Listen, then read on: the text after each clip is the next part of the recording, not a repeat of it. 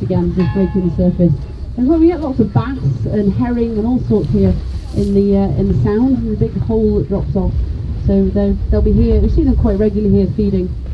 So do have a little look around the boat. I'll head sort of slowly through the sounds, so do keep your eyes peeled all around the boat. And if you do see them, guys, please point, so you can direct the attention of your fellow passengers into where you've just seen them.